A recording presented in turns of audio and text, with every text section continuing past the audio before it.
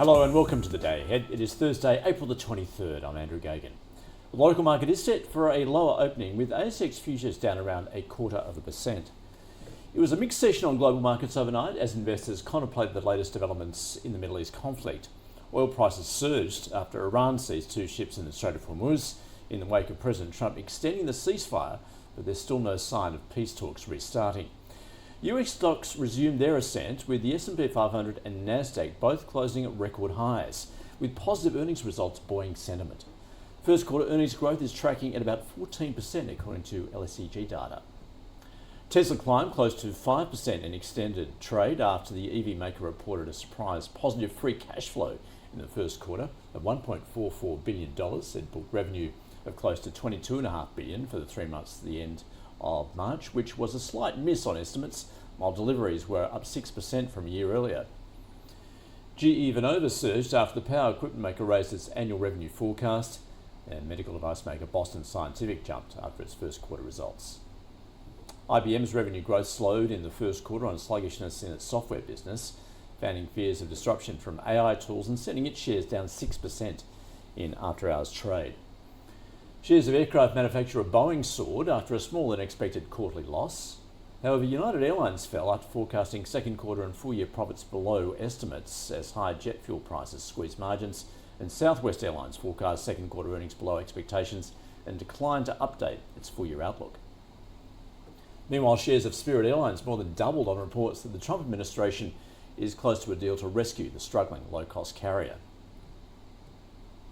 Well, in a sign Iran is potentially strengthening its control of the Strait of Hormuz, it has seized 2 ships, and the US military has intercepted at least 3 Iranian flag tankers in Asian waters.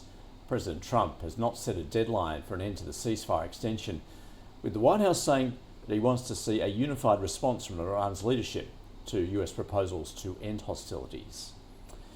Meanwhile, in the UK, inflation rose to 3.3% in March, up from 3% the previous month, reflecting the impact on prices from the Iran war, which the Bank of England fears could lead to a return of the country's persistently high inflation problem. However, economists said the increases, largely driven by fuel, were unlikely to push the Bank of England into raising interest rates at next week's policy meeting. US Treasury yields were up slightly, the 2-year at 3.79%, the 10-year at 4.29%.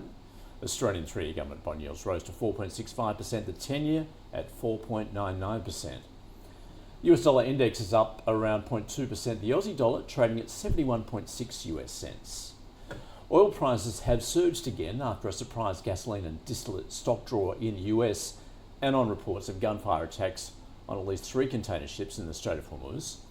Brent crude futures settled up 3.5% at close to $102 a barrel. Gold has gained 0.5%, currently trading at around $4,735 an ounce. Copper rose more than 2%. Iron ore flat at $110 a tonne. And Bitcoin has surged more than 4% at close to $79,000. On the data docket today, S&P Global releases its preliminary April Australia PMI composite.